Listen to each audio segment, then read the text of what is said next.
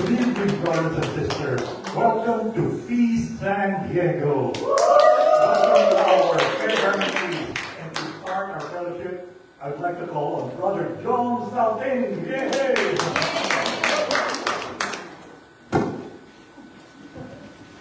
Good evening, brothers and sisters. So who among you feels so blessed tonight? Can you tell the person beside you, you are blessed? Amen. You know, brothers and sisters, today or tonight, I want to encourage you to fully trust in the Lord with all your heart. You know, can you tap the shoulder of the person beside you? Trust the Lord. Trust the Lord. Trust the process. Trust the process. Amen. You know, I would like to share to you the Bible verse from Proverbs chapter 3, verse 5 to 6. It says that, trust in the Lord with all your heart and lean not on your own understanding. In all your ways submit to Him, and He will make your path straight. So that's a very beautiful Bible verse, you know. And one of the most favorite Bible verses sa ating lahat dito, no? And then, you know, brothers and sisters, they said that life is full of uncertainties. We face challenges, disappointments, and moments where we don't understand what God is doing. But you know, trusting God means believing that He is in control. Even when things don't make sense, it means that surrendering our worries, our fears, and anxieties at His feet, knowing that He is faithful and His plans are always good. So, you know, I wanted to share to you a small story about Abraham. You know, what happened? So God told Abraham to leave his home or leave his place, and then God told him to go to the land that he had never seen. So without map, without any guarantees. But you know what Abraham did is he trusted in the promise of God. And you know what happened? God made him the father of many nations. So that's a beautiful, great story from the Bible. So today, tonight, brothers and sisters, I urge you to trust in the Lord. You know, when the situation looks impossible, just trust Him. When the door seems closed, trust Him. When you don't see a way, trust Him. Because He is a way maker, a promise keeper, and a God who never fails. So brothers and sisters, I would like to invite all of you to please stand up and let us lift up our hands and declare today, Lord, we trust you. Lord, we trust you. We surrender our plans, We surrender our plans, our fears, and our future our future into your hands. into your hands. I believe I believe that you are working that you are working all things for our good. all things for our good. Brothers and sisters, be encouraged, stand firm in faith, and know that God is worthy of your trust. Amen. So let's sing the song together with arms wide open. Let's praise and worship God.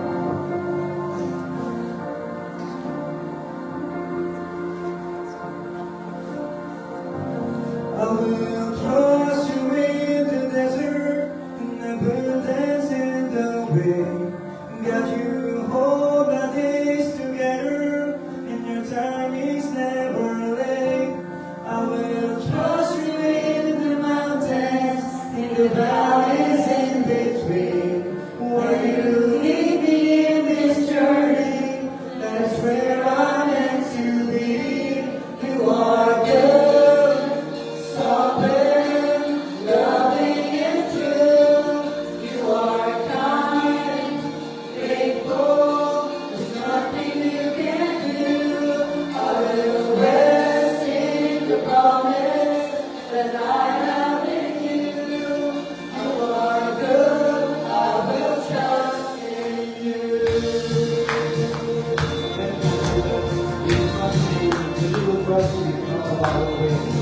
Thank you for everything. Thank you for being with us tonight. I will trust you through the questions when my future is unsure.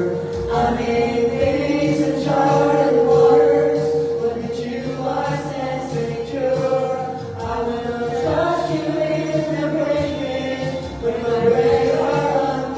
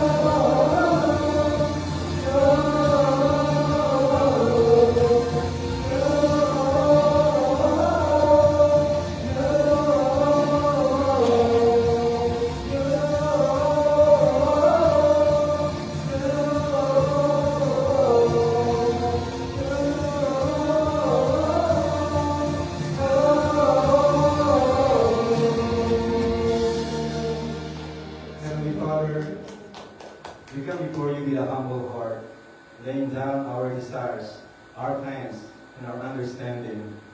Your ways are higher than us, and your wisdom surpasses all that we can comprehend.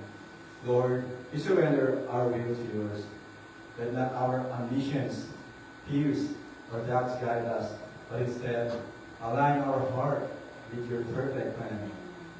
Teach us to trust you, even when the path is unclear. Help us to seek your voice above all others, and to obey you with faith and courage. Father, when we struggle to let go, remind us that your plans are for our good. We fill with hope and a future. Give us the strength to say, not my will, but yours be done. May our life be a reflection of your purpose and glory. Lead us in the way everlasting. In Jesus' name, we pray. Amen.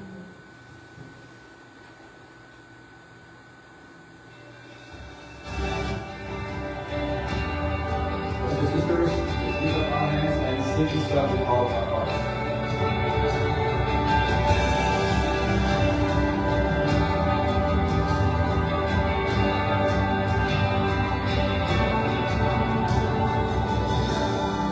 God, if you're willing,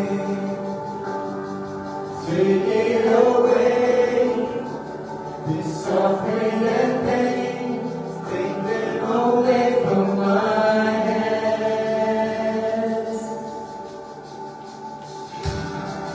God, if this burden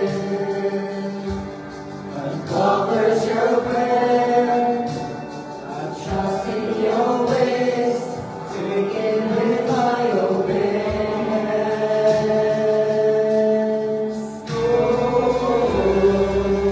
God, I want only what you desire. Oh,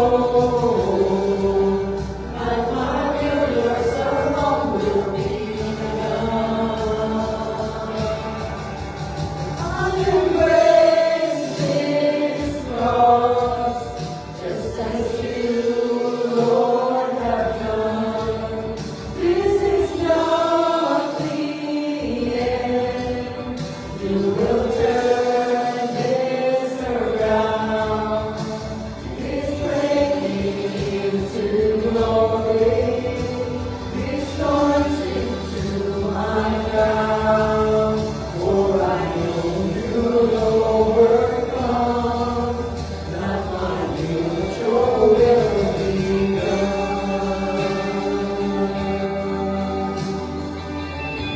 And Father, we are at your will.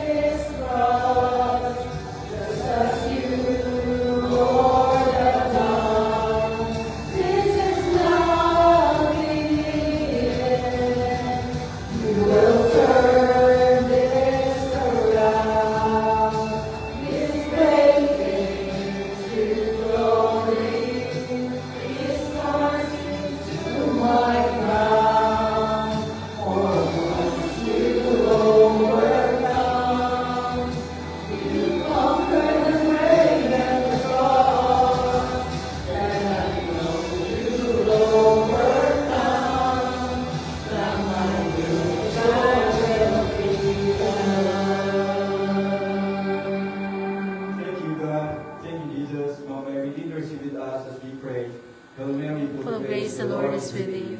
Blessed art thou amongst women, and blessed is the fruit of thy womb, Jesus. Holy Mary, Mother of God, pray for us sinners, now and at the hour of our death. Amen. Glory be to the Father, and to the Son, and to the Holy Spirit. As it was in the beginning, is now, and ever shall be, world without end. Amen.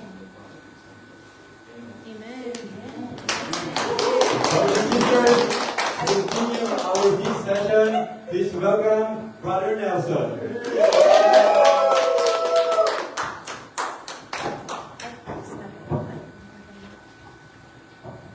Magandang gabi. Magandang gabi. Can you, yeah, let's all stand. Stand. Grab the person next to you. I miss you. I miss you.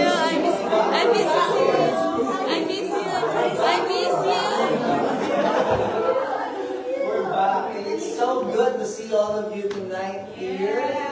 Talagang nakakatuwa, no? When we see each other face to face and for quite some time as well, di ba? Talagang, dapat we really look forward to come and attend the feast because it's a gathering of brothers and sisters to, help us, encourage us in our walk with the Lord.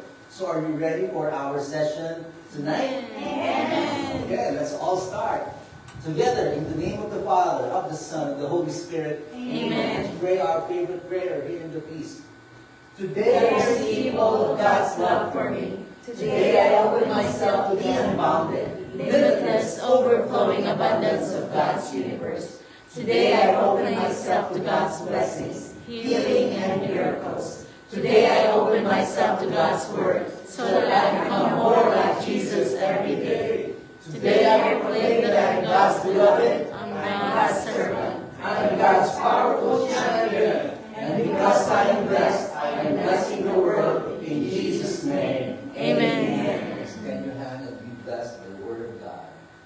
Thy word is a Lamp unto my feet, and a light unto my path. Tonight we'll be talking about a book in the Bible, and I hope that you have brought your Bibles with you. Well, we ask you to bring a Bible, and so it's all right. You can bring it out. You can bring it out now. Bring it out. Bring it out. Hold it in your hand. Hold it in your hand. There you go. Nice. Yeah. Okay. And all together, let us put that and hold it near our heart. Let's close our eyes. Let's bow our head and let's pray together by saying, "Dear Lord, open my mind and my heart tonight. Open my heart tonight.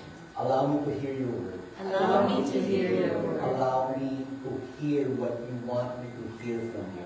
Allow me to hear what you want me to hear from you. Tonight, bless me with your word. With your word. All this I pray All this I pray. in Jesus' name. In Jesus' name. Amen. Amen.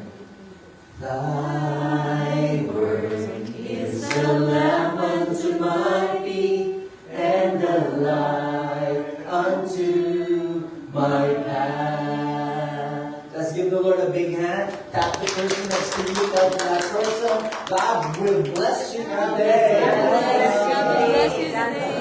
Sorry. God bless you. Yeah, let's all sit down.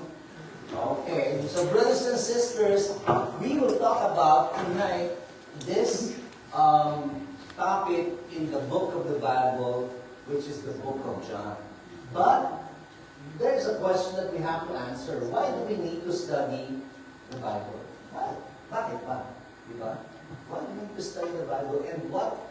There will be several answers that I would be probably like, we know that's out there.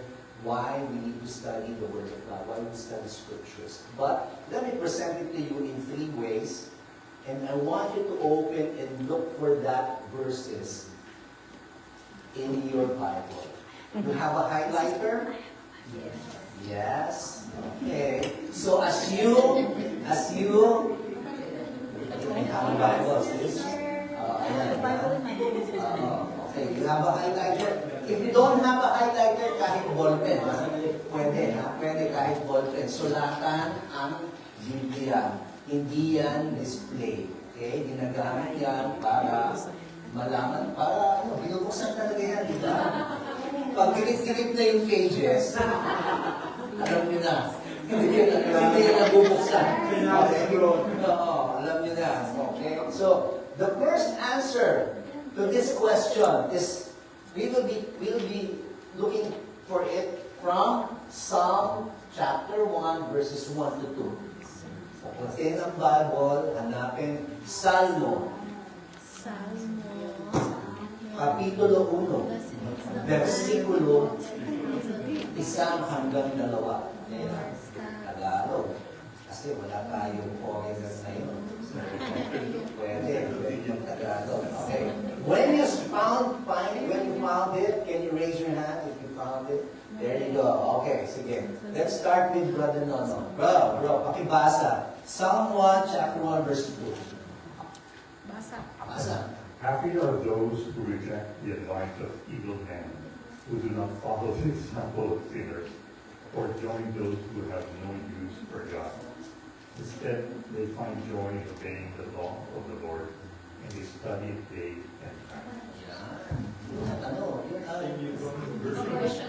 Ibang version. Oh, depende yan, no? Kung ano yung hawak ng Bible. But somehow, it has the same idea. It has the same thought. So Psalm 1, verse 1 to 2, coming from New American Bible Revised Edition. That's the version of the Bible that this was taken from. Blessed is the man who does not walk in the counsel of the wicked, nor stand in the way of sinners, nor sit in company with scoffers. Rather, the law of the Lord is his joy. Can you say it with me? The law of the Lord is his joy. The law of the Lord is his joy. Ayan. Pag nagbasa tayo ng Biblia, dapat yun ang ating saya. Right? And on his law, he meditates day and night. So, kailangan talaga mag-meditate natin yan day and night. Because that's the law. That's one of the answers to the question why we need to study the Bible, why we need to study Scripture. Okay, second answer. Okay, hanapin. 2 Timothy chapter 3, verse 16, 17. So when you find that Bible verse, highlight or underline it. Okay? Because that's the answer to that question na ating hinahanap. 2 Timothy. Okay? So, bakit digital Bible ang meron ka? Yun ba? Okay. I have another one. No, it's okay. Bawal mo sa sayo.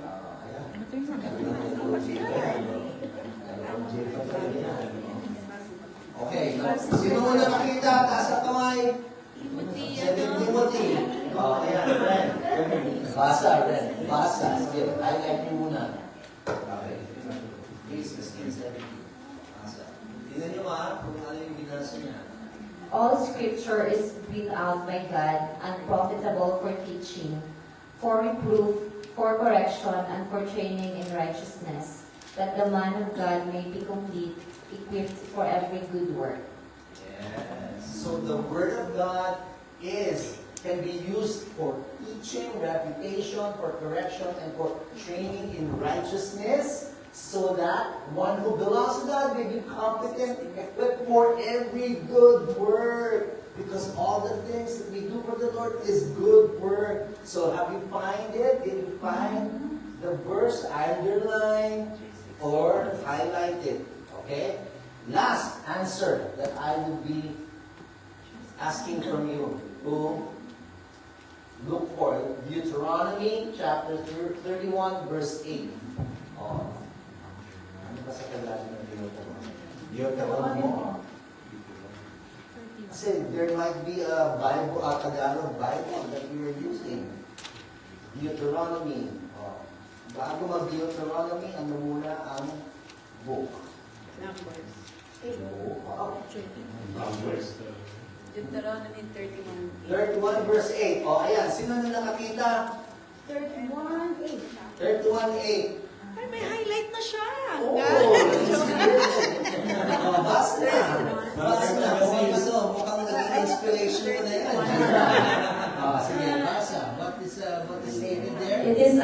Lord who goes before you. He will be with you. He will not fail you or forsake you. Do not fear or be dismayed. This is one of the promises the Lord is giving to us. You know, when you read scriptures, it's full of promises. And this is one of the promises God is telling us.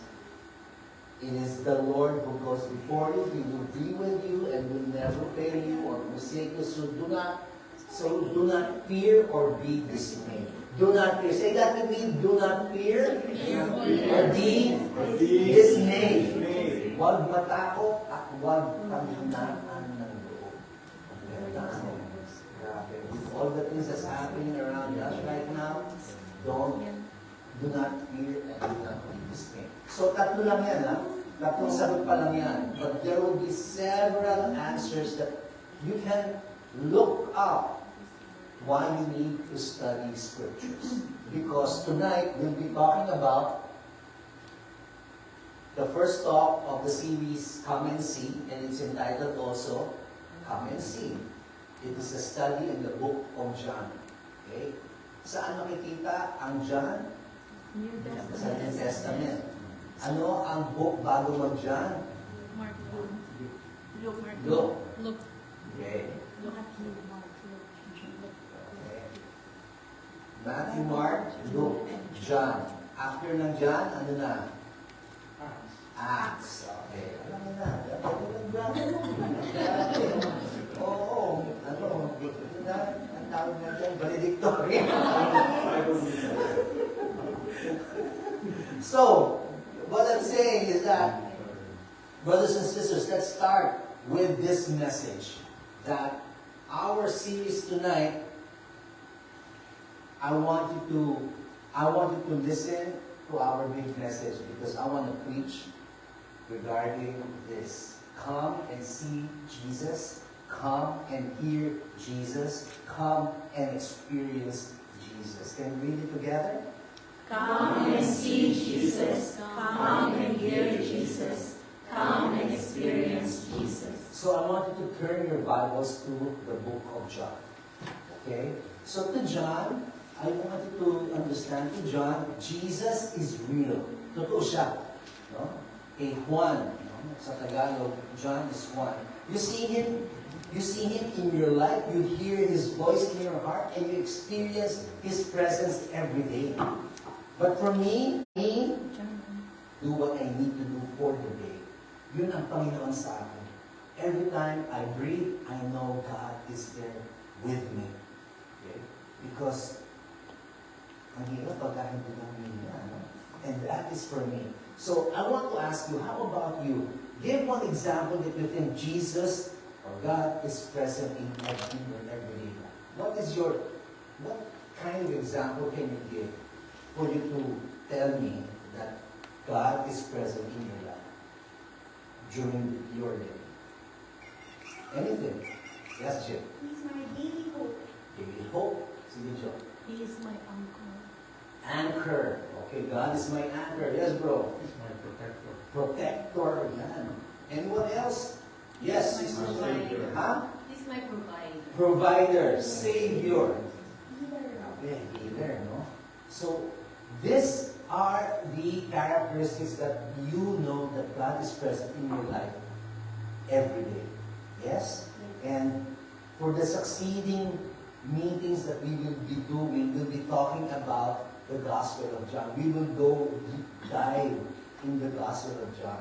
Okay? And when I say deep, I really mean deep. Because our brothers and sisters in the Team of Brother Book really studied this Gospel and have provided us meanings or instructions in order for us to better understand the book of John. So I hope you bring your Bibles with you together every time, because we will be turning the pages of our Bibles and highlight the verses that we will be talking about in every talk that we will be discussing. So I need to ask a favor.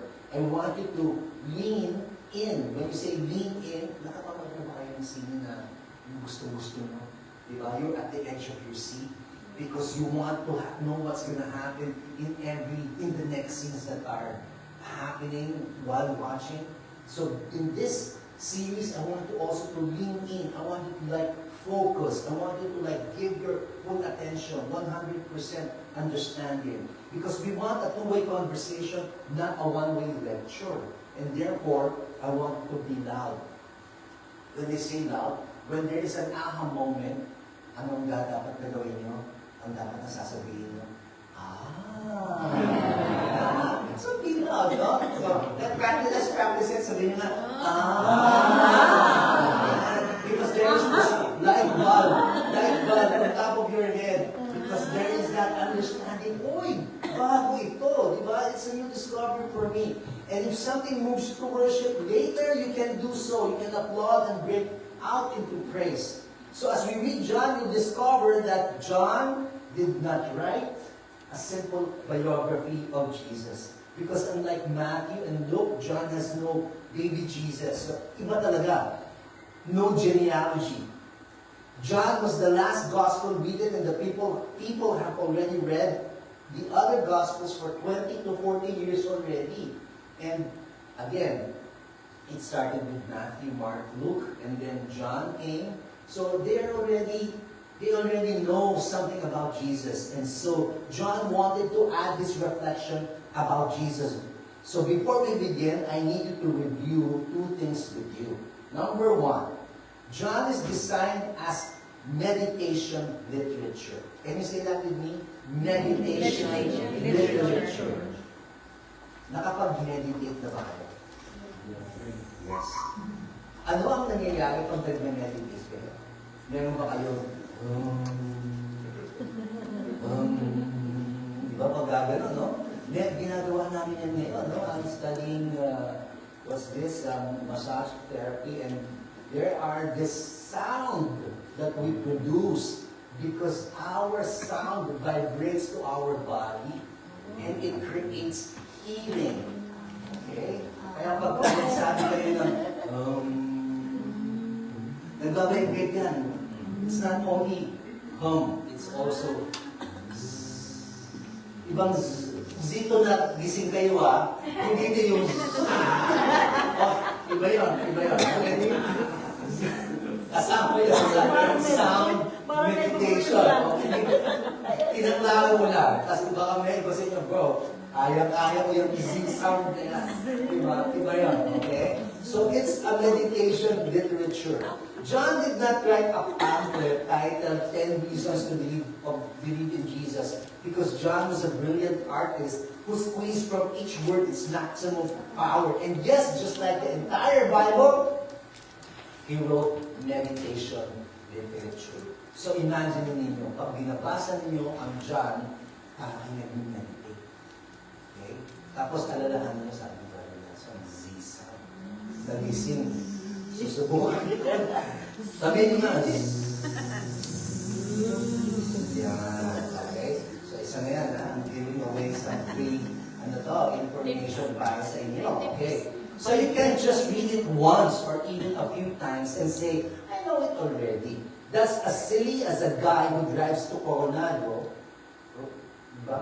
Island, swims in its beach for 20 minutes and then post in FB and say, I swam in the Pacific Ocean. Diba? Doon lang siya, nagbabad lang siya ng Coronado Beach. Tapos sabi, naligo ako sa Pacific Ocean. No. You don't become an expert immediately after dipping 6 feet into the water for 20 minutes. Did you know that the Pacific Ocean covers 30% of the Earth's surface, 30% of the globe, and is on average 4,000 meters deep. 4,000? Diba? So, imagine ilang meters to. Engineer. Ilang meters to sa taas? 1, 2, ayan, mga 5 meters. O imagine yung 4,000. Ito, 5 meters pa lang ito. Imagine mo yung 4,000 kung gaano kataas yun. Diba? It's really high. It's really deep. But believe me, the book we're about to read is like the Pacific Ocean. All we've done is swim on the surface. It's deeper than you can ever imagine. And after talk 1, I'm betting this is what you say. OMG. John is as deep as the Pacific Ocean. And I pray you love scriptures more. Okay, so practicein natin ulit. So next reason. Next reason. John is designed to lead us to worship. Who loves to worship? Who loves to worship? Yeah, diba? You know, one of the things that we do, we have an Alexa app sa bahay. No? All I need to do is to tell Alexa. O kung may Google kayo, ganun din. Kaya ka naman eh, di ba? Sabihin ko lang, Alexa, play praise and worship. Tapos sasabihin niya na, kuya, ano na sinasabi niya? Praise and worship. For free. For free. Kasi hindi pa naman sa subscribe. Wala akong Spotify. Yung praise and worship ko, for free lang. Diba? Mag-replay na siya. So it's something, and that's something that you have to hear every time. I'm in the room, that I am in the room, and I'm surrounded with these praise and worship songs every time. So minsan may mga makapagbagdamdamin ng mga kanta, katulad nitong Your Will Be Done, no? Pag kami pinagdadaanan, Your Will Be Done, Your Will Be Done. So it's really important that this book becomes a reason for us to be led to worship. Okay? So that's the book of John. It was written to give us a heart of worship. And we have to check the purpose of John's Gospel. And thankfully, he tells us at the end of his book, let's read together. Now Jesus did many other signs in the presence of his disciples that are not written in this book. But these are written that you may come to believe that Jesus is the Messiah, the Son of God, and that through his belief you may have life in his name. You may have life in his name. Hanapin niyo to sa Bible ninyo. Highlight, di ba? John 20, 31. Hanap, Bible, John chapter 20, verses 30 to 31. Highlight. Di ba? Nakita niyo ba? Kasi minsan ang hirap hanapin ng Bible kasi nga dikit-dikit. Baka binuksan niya yan nung pandemya pa. Ang hirap na natin yan kasi, di ba, parang na siya nalagyan ng case. Okay? 30 to 31. So, did you put a highlighter there? Yan. So, his purpose is to make us trust Jesus and receive God's life. So, friends, do you want to receive God's life today? Amen. Yes? Do you want to receive God's life today? Yes. Okay. Yes is the answer. Because it's not talking about being biologically alive or about life after death in heaven. John was talking about being in relationship with God here and now. Here and now and forever. How? The question is how? This is the answer. Come and see Jesus. Worship Him. How are you going to have a relationship with Jesus? Come and see Jesus. Worship Him. So if you're ready, let's turn to John chapter 1, verses 1 to 18. Oh, yan. John chapter 1, verses 1 to 18. Sige, let's read together. Sino ang, nakita mo na, Sister Eva? Yan, basa na, basa. 1 to 18, mahaba yan. Diyan po, sa rin na. Diyan lang. Diyan. Diyan na. Yes, hanggang 18. Diyan na yan. Sige po. Oo, basa. In the beginning was the Word, and the Word was with God. And the Word was God. He was with God in the beginning. Through Him all things were made. Without Him nothing was made that has been made. In Him was life, and that light was the light of men. The light shines in the darkness, but the darkness has not understood it. There came a man who was sent from God. His name was John. He came as a witness to testify concerning that light, so that through him all men might believe. He himself was not the light. He came only as a witness to the light. The true light that gives light to every man was coming into the world. He was in the world, and though the world was made through him, the world did not recognize him. He came to that which was his own, but his own did not receive him. Yet to all who received him, to those who believed in his name, he gave the right to become children of God. Children born not of natural descent, nor of human decision, or a husband's will, but born of God. The Word became flesh and made his dwelling among us. We have been his glory, the glory of the one and only who came from the Father, full of grace and truth. John testifies concerning him. He cries out, saying, "This was he of whom I said, 'He who comes after me has surpassed me, because he was before me.' From the fullness of his grace, we have all received one blessing after another. For the law was given through Moses, grace and truth came through Jesus Christ. No one has ever seen God." Okay na, no? God, one and only. Oh, okay. The only Son. The only Yun na, last na po yun. Last verse na yun. Yeah. No No one one has ever seen God, but God, the one and only, who is the Father's side, has made him known. Yes. So, brothers and sisters, it is so nice to know that this gospel is already introducing to us someone, okay?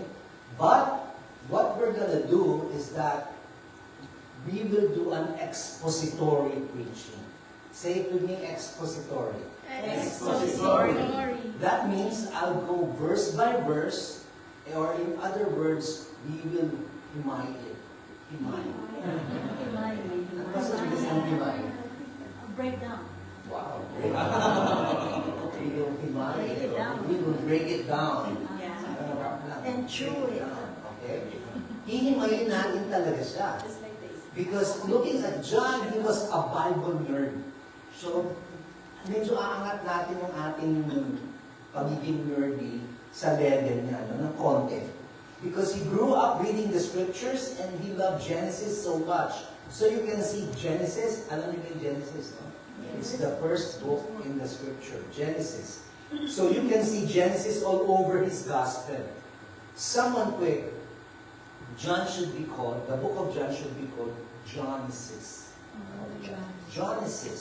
So what's the first 3 words in the book of John? What's the first 3 words? In the beginning. In the beginning. In the beginning. Merong post eh. Diba? Hindi nyo ma-pronounce talaga yung beginning. In the beginning. In the beginning. But it was a staged pronunciation. Okay? But wait. Look at this. These 3 words is also the same on how Genesis 1, chapter 1 begins. Punta tayo. Genesis. Buklat. Genesis chapter 1, verse 1. Ano ang sabi doon? Diba? Diba? Pareho. Ano na yung sinasabi pagka meron kayo na-discover? Yan. Diba? So, in Genesis, it's also said in the beginning when God created the heavens and the earth. Same first 3 words. This was all deliberate sinadya. And the writer was making a bold claim that this gospel is as important as Genesis. Because if Genesis has a story about creation, John is a story about a new creation.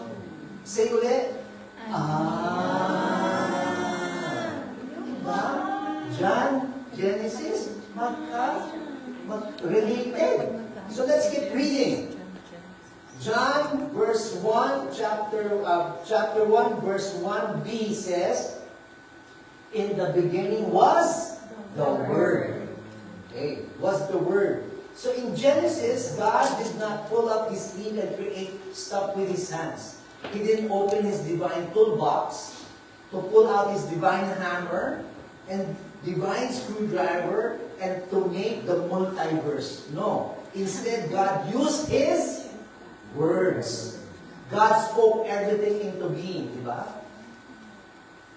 And God said, let there be light, and there was light.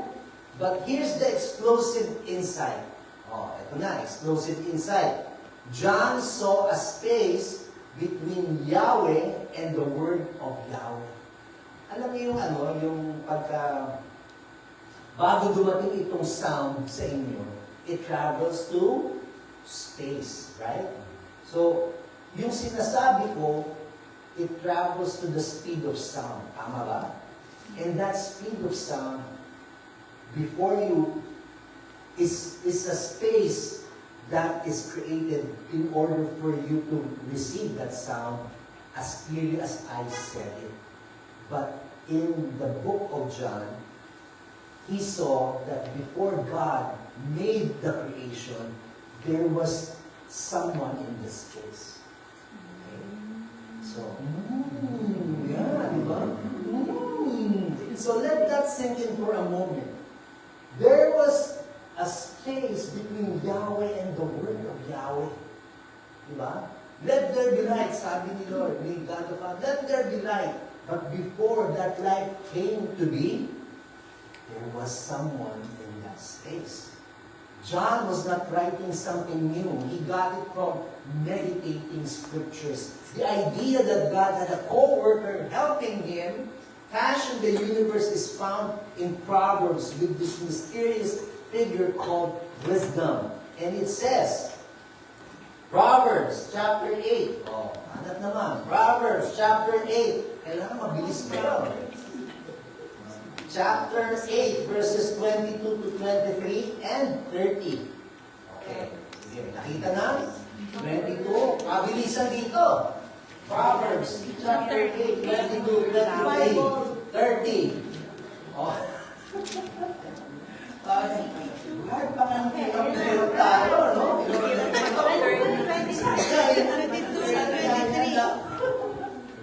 Nakita mo na, Sister Jo? Oh, basa. 22, 23, and then 30. Basa. For the Lord will plead their cause and despoil of life those who despoil them. And 23 to 30. Proverbs 8. Proverbs 23. Proverbs 8. Oh, sino? Proverbs 8. Di ba? Ito, oh. Proverbs 8. Oh, sige, Jayan. Nakita mo na ka. Proverbs 8. The Lord created me at the beginning of His work, the first of His acts of old. Hanggang 23. Ages ago I was set up at the first, before the beginning of the earth. And then 30. Then I was beside Him like a master workman, and I was daily His delight, rejoicing before Him always. So, yun ang sinasabi. Diba? Proverbs 8, 22 to 23. And sometimes it's difficult to really turn our Bibles to the right, what's that? Chapter and verse, because it's really a thick book. Kaya nga ito, practice. Practice ito. Practice. Because brothers and sisters, at this point, John is not naming him yet. He wants us to know that in the first page of Genesis, Jesus was already there. Jesus was already there. Tingnan niyo to, nakita niyo ba to? Alam niyo ba itong movie na to? Di ba? Avengers? Avengers yan, di ba? Avengers Endgame. Right? In reality, is real is on your left. Di ba? Yan yung reality. Yan yung kinukunan. In the movie, ito ang nakikita natin. Si Thanos. Di ba? Pero, while they're filming it, it is like shown like this on the left. Because it's behind the scene movie clips. Itong nasa left. And it's fascinating to see that the same action seen from another angle, for this time, we also see the crew, the cameraman and the director. Pag nandito, makikita mo, andyan, busy silang lahat. Pero in the movie, wala ka makikita. Yun lang yung character. Diba? That was John. This is what John is doing in the book of John. Diba? Meron siyang pinapakita behind the scenes. John 1 is Genesis 1 from another camera angle. Oh, say it again. Maganda. Kailangan makasabay kayo. Okay. So in Genesis 1, God was alone. But in John chapter 1, we see God has His Son with Him, and both of them were creating the universe. Right? We read it, correct? We read it. So let's continue. Okay, John 1, verse 1 to 18, ito na. In the beginning was the Word, and the Word was with God, and the Word was, say that with me, and the Word was God. It's just the first verse, but John was already tossing truth grenades. Do you notice, today people see Jesus as a wise teacher, or a friend, or a brother, or a companion? But from verse 1, John is saying, this Jesus who is God, He loves you, worship Him, trust Him, obey Him. Say it with me. Jesus. This Jesus who is God, He loves you. Wait. Change you to me. He loves me. I worship Him. I will trust Him. I will obey Him. Okay? Because John chapter 1 is called the prologue. Okay? Hindi ko nakita ano bang meaning ng prologue. Pauna. Yan. Paunang sinasabi ng author. Pag tapos na yung binabasa mo, ano na ang tawag? Tapos na. The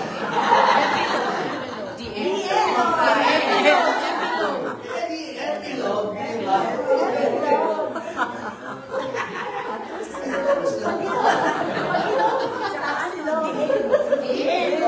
Hindi ito yung pang-umaga na ano na yung paka-flog o kaya paka-slog.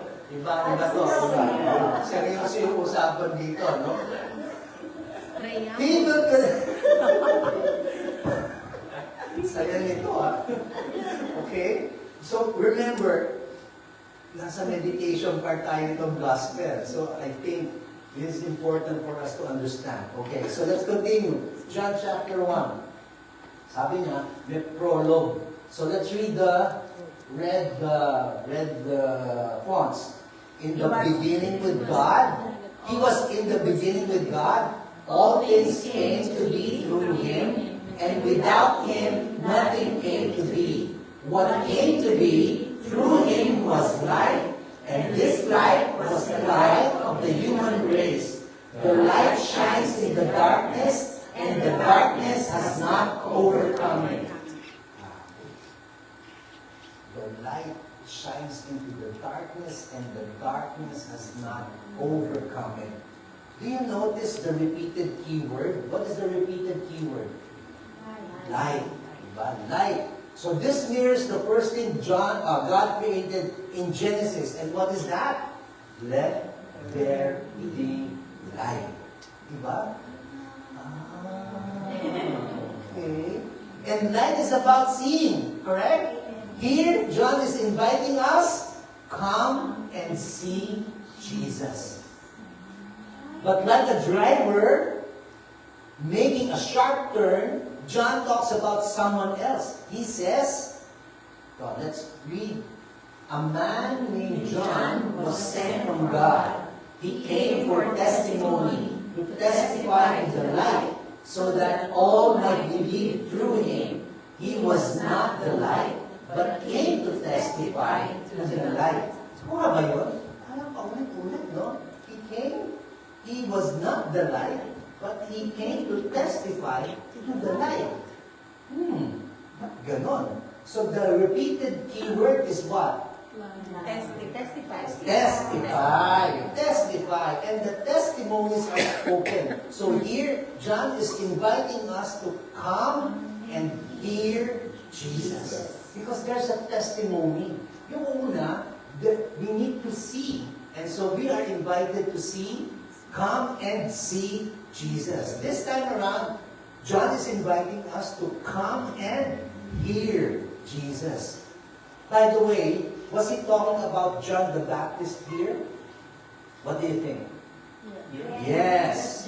But he was also talking about himself. For after all, he's also John. Pareho silang pangalan eh. Because they had the same purpose. And so, he continues. Diba? He continued. A man named John, sent from God, and he came to testify. So, okay. So the true light which enlightens everyone was coming into the world. He was in the world, and the world came to be through him, but the world did not know him.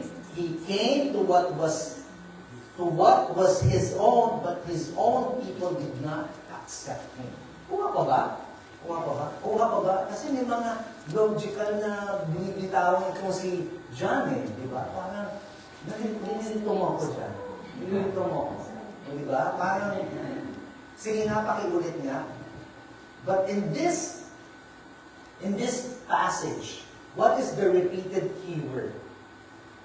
World. World. Ayan o, highlighted. Coming. So that's the key word, coming. So John says he's coming. This guy is not just a light to be seen or a voice to be heard, but a person that is coming. Here, John is inviting us to experience Jesus. Come and experience Jesus. So tatlo na. Ano yun? Come and see. Come and Grego. Okay?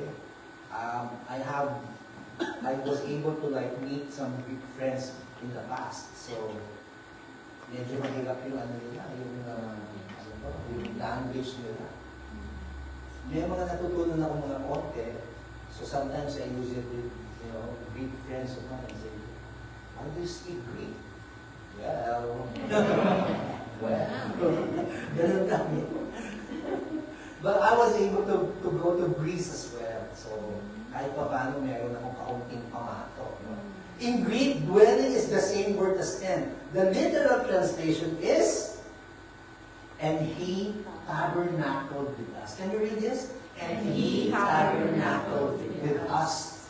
So if you're a Jew, kung ikaw ay Hudyo, you'd know John was referring to the tabernacle of God. That collapsible tent that Moses brought along while he and the Israelites were traveling from Egypt to the Promised Land. So remember when they were in the desert, lahat naiimpake, di ba? Lahat collapsible. Pag sinabi ng Diyos, dito kayo mag-stay. So, bubuksan na naman nila yung mga tent nila. Tapos doon sila mag-stay. And at the center of that, pinag-aralan natin to, at the center of that community ng mga Israelites, what is at the center? The Tabernacle of God. It is the Ark of the Covenant. Yung tent that house the Ark of the Covenant. So, to John, Jesus is the new tabernacle. Ngayon sa simbahan, ano ang tabernacle na tinatawag natin? Simbahan. Pinaglalagyan ni Jesus. Monstrance. Yan.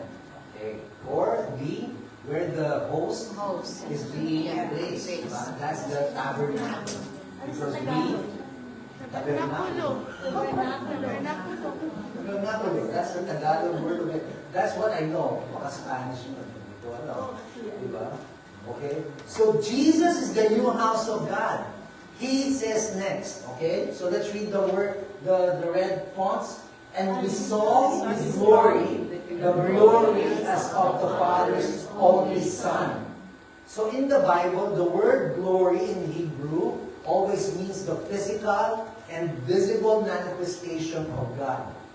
So balik tayo dun sa mga Israelites, di ba? Pag nakita nila yung glory of God, nakikita nila na bumababa yung ulap galing sa langit o sa sky, di ba?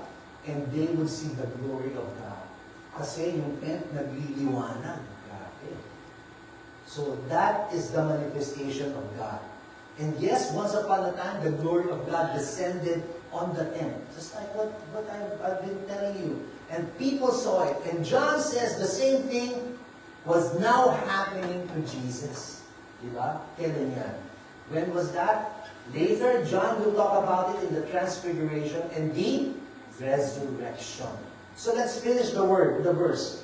Ano sabi dun sa verse? And the Word became flesh and made His dwelling among us, and we saw His glory, the glory as of the Father's only Son, full of grace and truth. So say it with me again, grace and truth. Grace and truth. Grace and truth is an odd translation of the Hebrew word. Kanina Greek. And ngayon naman Hebrew. Okay. Grace and truth is the Hebrew translation of Chesed. Say it with me. Chesed. Okay.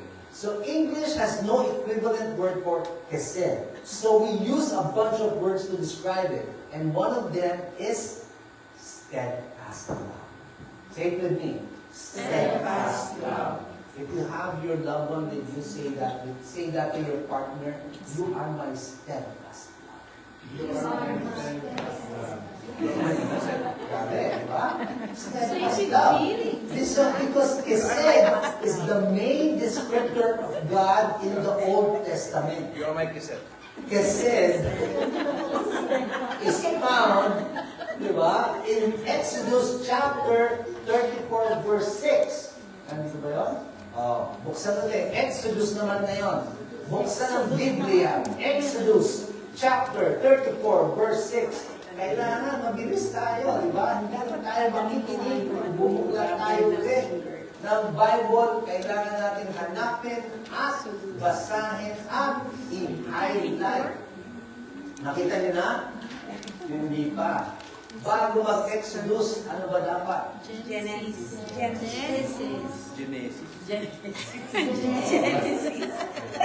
Roger dito. Hindi, yung wag dito, walang S. Genesis lang. 34, 6. Walang S. Ano, nakita na ang Bible nyo? Sister Ellen, nakita mo, Genesis? Hindi pa. Jay, nakita mo na, Jay. Genesis 34 verse 6. Alam mo na kung bakit tayo magbukas. Chapter 6, verse 6, ano sabi? The Lord then passed in front of him and called out, I, the Lord, am a God who is full of compassion and pity, who is not easily angered, and who shows great love and faithfulness. Diba? NIV lang ito.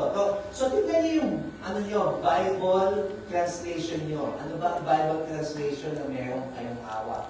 Merong NIV, merong NASB, merong NABRE, merong, okay, huwag kayong nagamit ng King James, alright? Merong, New Living Bible, meron yan. But the important thing, makakalik tayo sa Bible study. What is the important thing about your Bible in order for you to recognize it? At the beginning of your Bible, it's there. There is a Neil Obstat and Imprimatur. Okay? Imprimatur. Presented to. Meron ba? Tingnan nyo nga. Isa. Meron dyan. May firma dyan si Bishop. Pag wala, alam nyo na. Hindi ang Catholic. Hindi ang Catholic. Alam nyo na, di ba? Meron ba? Meron kayo nakitang imprimatur at saka legal of staff? Kapapirma pala. Kapapirma pala. Papapirma ba? Gagawa pa lang ako ng appointment, bro. Wala pa. Pupunta ako pa sa sarili ko. Okay. So, balik tayo dito. Ayun talaga. Oo. Balik tayo sa Exodus chapter 34, verse 6. It says there, the Lord, the compassionate and gracious God, slow to anger, abounding in love and faithfulness. And it's part of the Jewish Shema. Inalagin natin ito last year. What is the Shema? Shema is their daily prayer, which describes the character of God. Nanonood ba kayo ng Chosen? Yes! Diba? Anong ginagawa nila? Pag ng umaga, tanghali, at saka gabi, and sometimes bago sila mag-recite, they recite the Shema.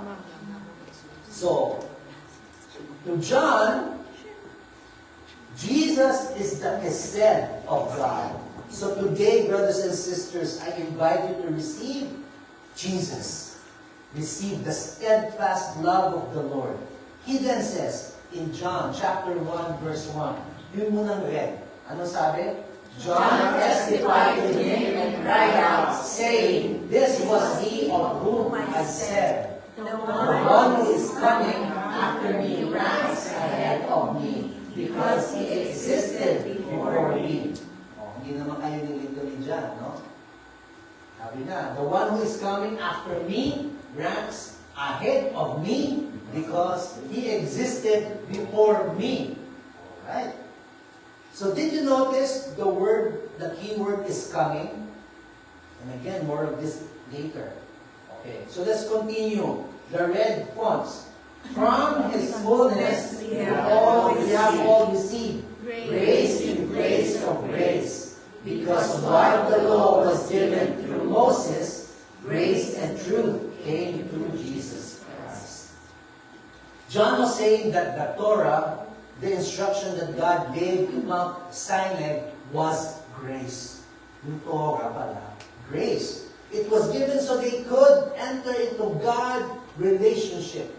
And now, God was giving a new grace to do that. And the name of that grace, after a long, slow, rising build-up, John announces, eto na, grace and truth came through Jesus Christ. Say it with me.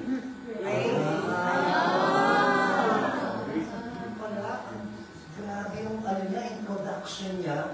Tapos, ang dulo pala nun, si Jesus Christ. Diba? Sa mga millennials,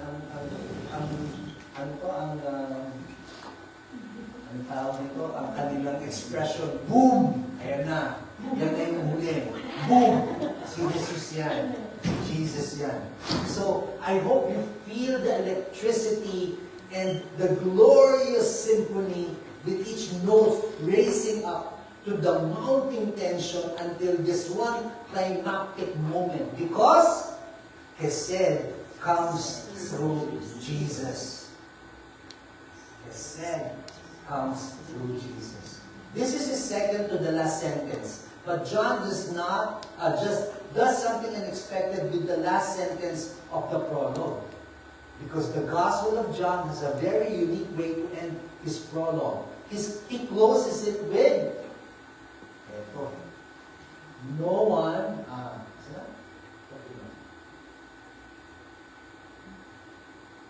he said comes through Jesus, and after revealing the name of Jesus, it would have been a perfect place for doxology or a majestic worship song. Instead, John ends his prologue with that. Ano yung that? Parang ito sinasabi, di ba? Pag nagsulat kayo, di ba, nang may karugtong, ang sinusulat niyo, that. Because, para siyang to be continued. Nanonood ba kayo ng K-drama? Diba? Ano ba tipo na to? Ano ba to? Matagal na ba to? Hindi ko rin alam na ano to eh. Diba? Itong ano na to, itong movie na to. But, hindi ako makarelate. Ayoko magbasa ng subtitle.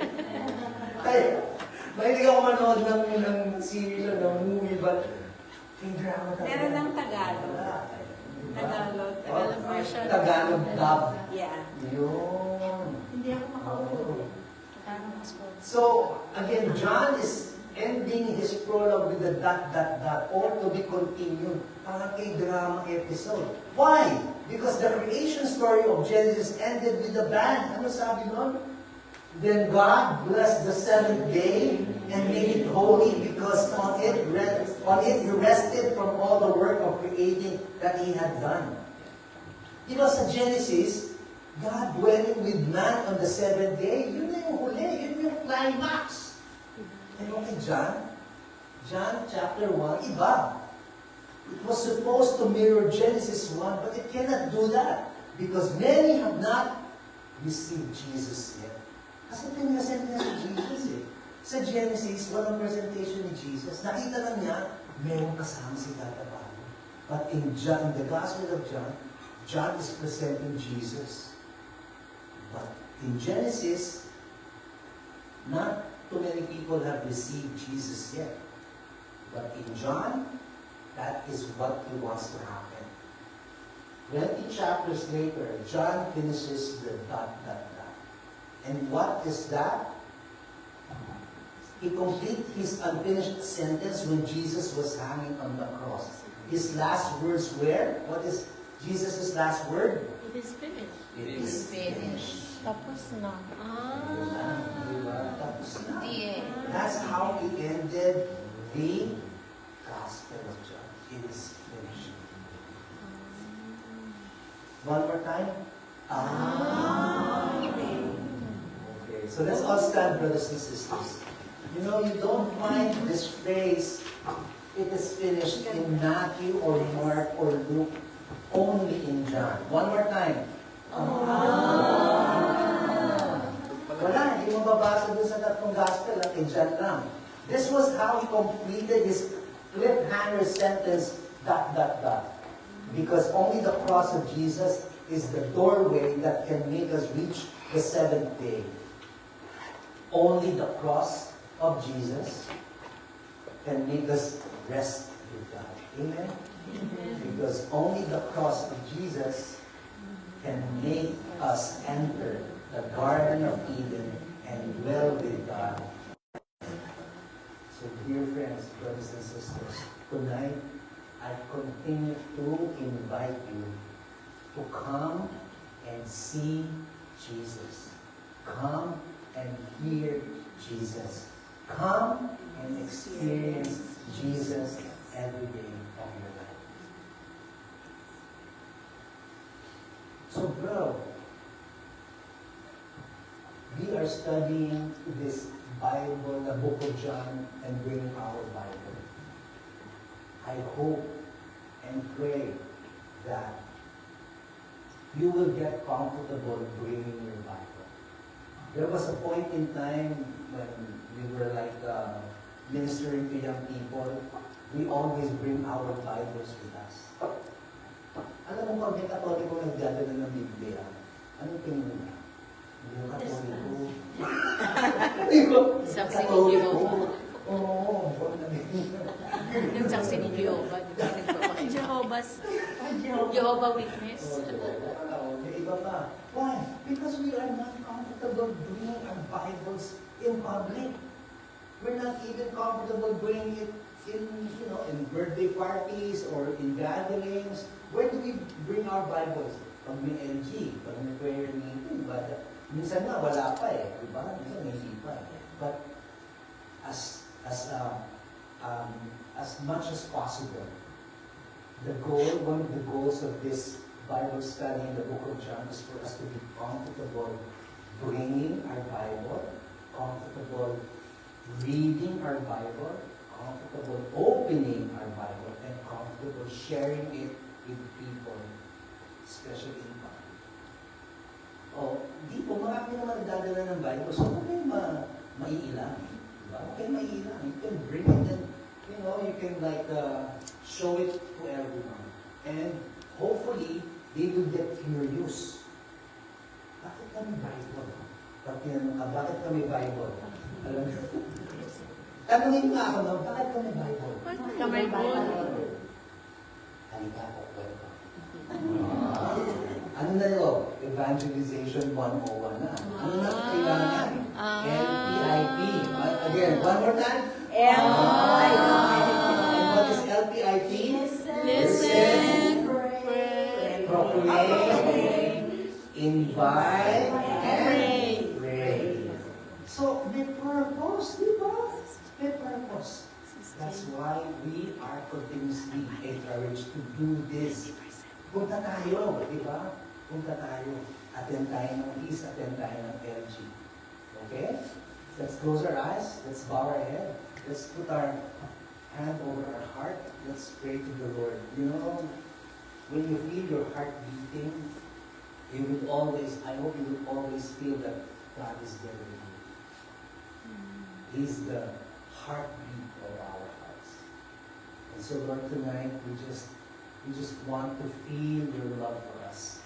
We just want to feel that heartbeat in our hearts because we know that is you.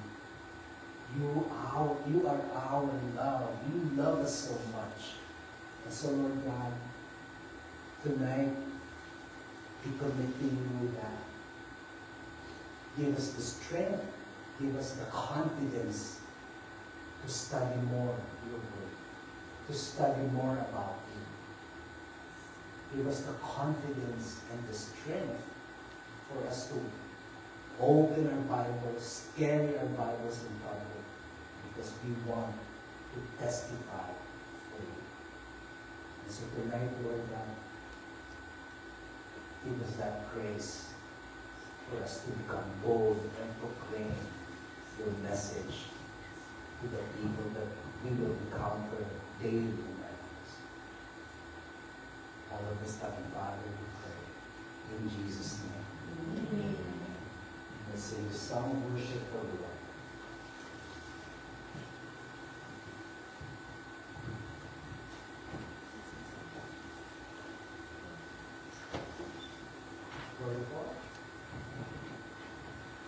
Trusting.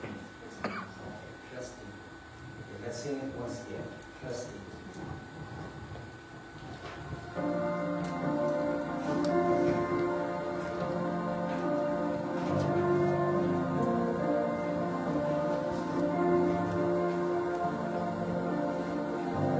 I will trust you in the desert, in abundance in the way. That you hold my days together, and your timing's never late. I will trust you in the mountains, in the valleys in between. Where you lead me in this journey, that is where I'm meant to be. You are good, sovereign, loving and true. You are kind, faithful. There's nothing you can do. I will rest in the promise that I have in you. You are good. I will trust in you.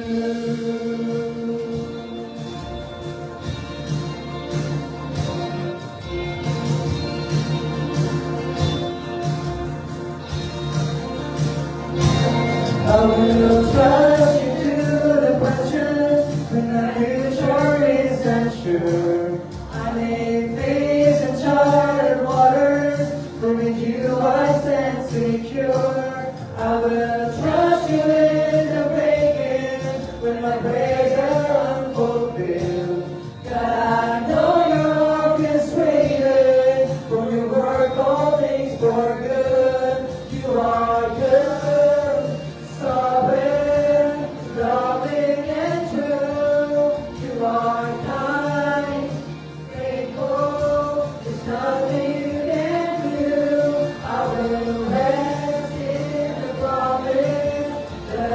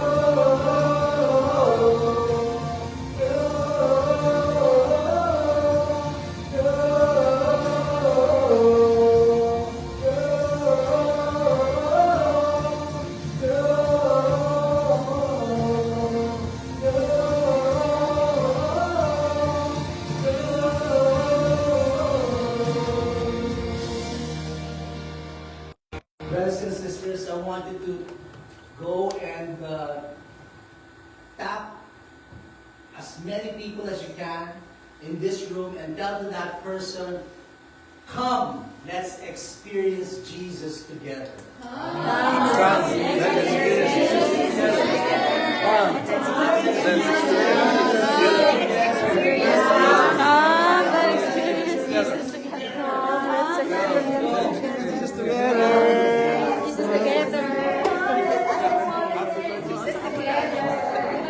Bro, kumusta?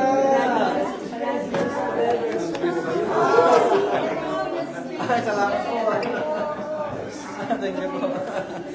Para kay Lord po. And if you have your novena to God's love, if you have this small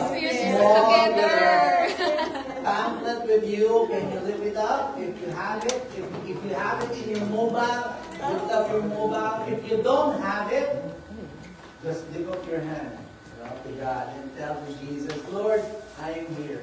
Lord, I'm here. I know I that know. you are seeing me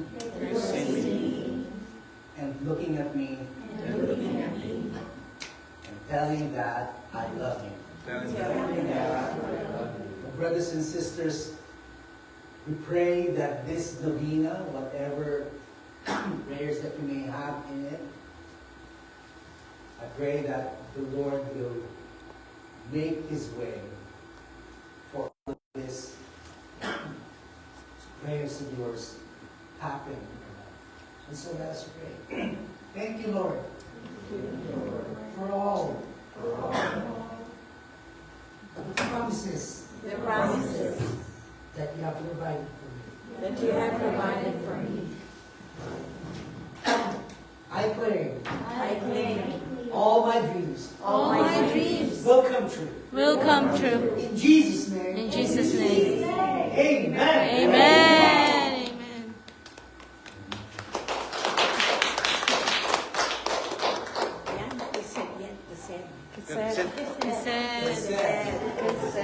Okay, may I now turn over the floor to announcements or Do we have announcement? yeah. Oh, we do? Okay. Do we have the slides? Yes. of course. Okay. Yeah. If you really want to experience End ko na. this is the test. This is the opportunity. And this is our response to love the Lord. So come and serve with us. Yes. So, ministries of our feast. So we need musicians, more singers, stage hands like this. Si Lance lagi siyang nag-iisa. Baka naman may gustong sumama. And intercessors, food lovers, and more. So we really love to have you in many of our ministries. And, get to know the Lord more, get to know the people you are serving with, and know that there is always a reward when you serve the Lord. In Jesus' name. Amen. And here is Brother Nono. Yes, so next month we will have our LG? LG. Okay. Yes, Oh, ito na. Okay, save the date.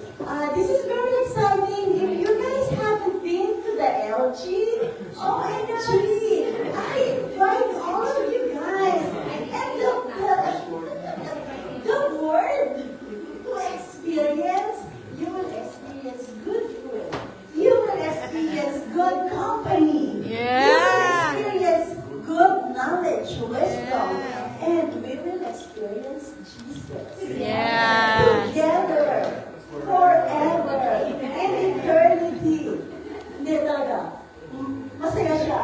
And Yes. please bring friends because we're learning, we are engaging, and this is the things that, we need to live our Christian life.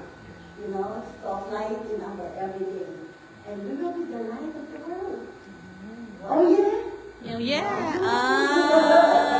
Okay, next prayer meeting will be on March 28th. So if you are blessed tonight, please don't hesitate to share that to your friends, your family members, or whoever that will inspire you to invite.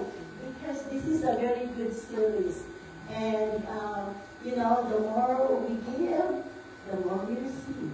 So let the message of God not contained in ourselves only, but let's give it to others by inviting them here. Amen. Yun lang.